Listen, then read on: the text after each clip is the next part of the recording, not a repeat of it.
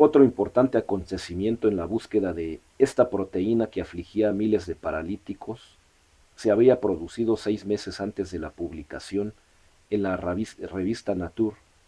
El equipo de Kunkel había descubierto en un ratón un gen prácticamente idéntico, con un tipo de enfermedad muscular muy parecida a la distrofia de las personas, que hacía paralíticos a los ratones. Su equipo comprobó que algunas partes del gen humano, su cuarta parte, eran prácticamente idénticas, en un 90%, a algunas regiones del gen del ratón. Esto les permitió construir rastreadores biológicos aún más fantásticos y espectaculares que las ondas genéticas, anticuerpos, un conjunto de policías especializados en capturar proteínas en vez de ADN. En esta larga búsqueda, en esta increíble tarea de detective que precisa meses de trabajo intensivo y grandes dosis de paciencia, el equipo de Kunkel logró por fin su objetivo un año después de anunciar que habían capturado el gen de la DM.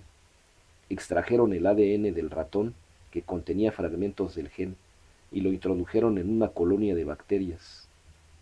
Estas, consiguientemente, aceptaron estas nuevas instrucciones genéticas y se propusieron a fabricar fragmentos de proteína, los restos de una gran proteína que todavía no se había conseguido localizar en un músculo humano enfermo.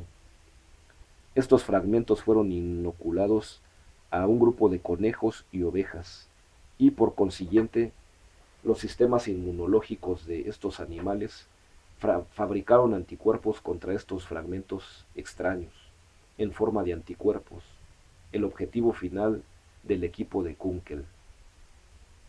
No se debe imitar a la naturaleza, sino aprender a hacer uso de ella. Este es el mensaje fundamental de la ingeniería genética. El mejor laboratorio del mundo queda siempre en ridículo ante una bacteria, cuando se le reta a fabricar una proteína. Los anticuerpos están perfectamente producidos por los sistemas inmunológicos, y los anticuerpos de los conejos y las ovejas son un tesoro preciado, puesto que fueron diseñados en respuesta a un cuerpo extraño, fragmentos de proteínas del gen del ADM, un diseño específico para fabricar los mejores detectores de esta proteína. Kunkel y sus colaboradores utilizaron finalmente estos policías biológicos para detener a su presa. Inyectaron los anticuerpos en músculos sanos y observaron la reacción. Habían encontrado la proteína, la distrofina.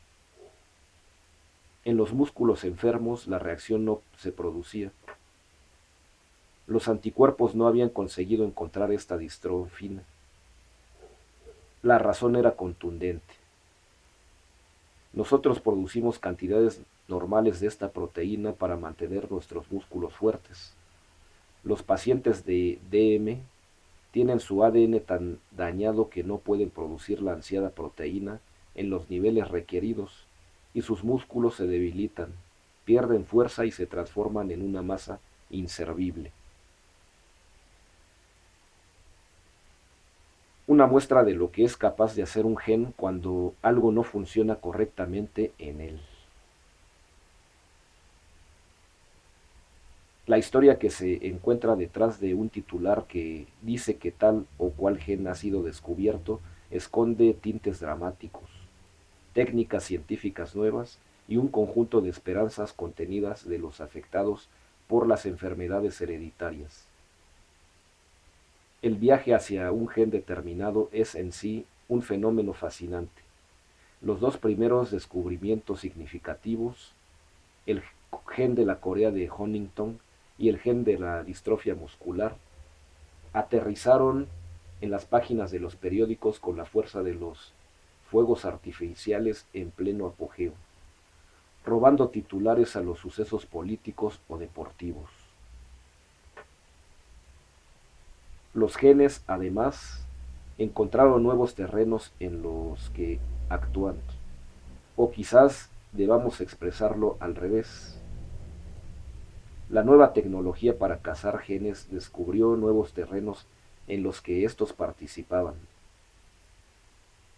Uno de ellos era el cáncer de colon, que empieza en forma de pequeños pólipos benignos que luego se transforman en carcinomas. Los pólipos permanecen en principio localizados. La transformación los convierte en agentes cancerígenos con una extraña curiosidad de exploración.